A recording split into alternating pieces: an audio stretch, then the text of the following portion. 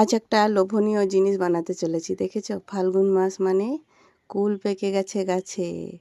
তো আজকে কুলের আচার বানিয়ে দেখাবো, যেটা শুকনো আচার। আমার মেয়েরা অনেক ছোট্ট ছোট্ট বাচ্চারা খেতে পছন্দ করে এবং ছোটরাও বানাতে পারবে। তো প্রথমেই কুলগুলোকে আমি ভালো করে ধুয়ে নিলাম। আমার মেয়ে ধুচ্ছে কুলগুলোকে ভালো করে জলের মধ্যে দিয়ে ধুয়ে একটু রৌদ্রের মধ্যে, হালকা জলটা যাতে শুকিয়ে যায় সেই জন্য একটু রৌদ্রের মধ্যে ছড়িয়ে দিলাম।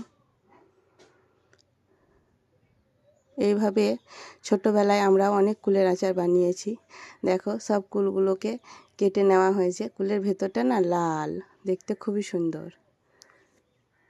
এর মধ্যে হলুদ ছড়িয়ে দিলাম। কি কি উপকরণ দিচ্ছি দেখো, এইভাবে তোমরাও বানাবে।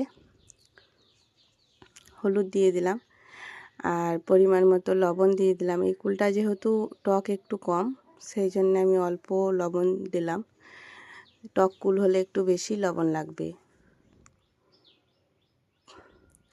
আমি এখানে একটা আমার বানানো মশলা আছে, হ্যাঁ, 5 ফোড়ন, শুকনো লঙ্কা তাতিয়ে গুঁড়ো করে, বিট লবণ দিয়ে গুঁড়ো করে, মশলাটা খুবই টেস্টি, খুব ভালো লাগে। ওটাও একটু দিয়ে দিলাম এই আচারের মধ্যে।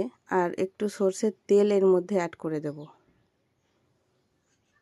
তো এইভাবে কে কে আচার বানিয়ে থাকো বাড়িতে অবশ্যই জানাবে। তারপর হালকা হাতে যাতে খুব সুন্দর মেখে যায়, সেই জন্যে হালকা হাতে এপিট ওপিট করে ভালো করে মেখে নিচ্ছি।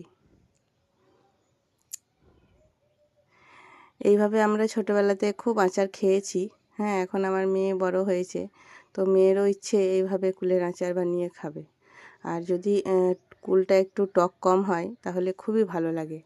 আর এই কুলটা একদমই টক নেই, বুঝতেই পারছো ভেতরটা কেমন লালচে ভাব। কুলের ভেতরটা একদম মিষ্টি কুল। তো ওর যখন ইচ্ছে করেছিল তো বানিয়ে আমি বলে বলে দিলাম, আমার মেয়ে বানালো। দেখো, একদম মাখানো হয়ে গেছে। একটা মানে মাখানোর পর আর থাকতে পারা যাচ্ছে না না খেয়ে। তো আমি একটা খেয়েই ফেললাম, দারুণ লাগছে। এ দেখো, রোদ এসেছে, এই রোদের মধ্যে একটু দিয়ে তুললাম।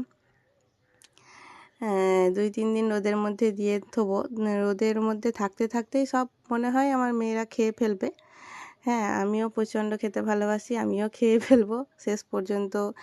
মানে মানে একটু পারা হয়তো বেঁচে থাকবে, তো সেটাই তোমাদের সঙ্গে শেয়ার করব। শুকিয়ে যাওয়ার পর আবার ফিরে আসবো, শুকিয়ে যাওয়া পর্যন্ত অপেক্ষায় রইলাম। শুকিয়ে যাওয়ার পর আবার ফিরে আসবো তোমাদের সামনে। এই দেখো, আমি বলে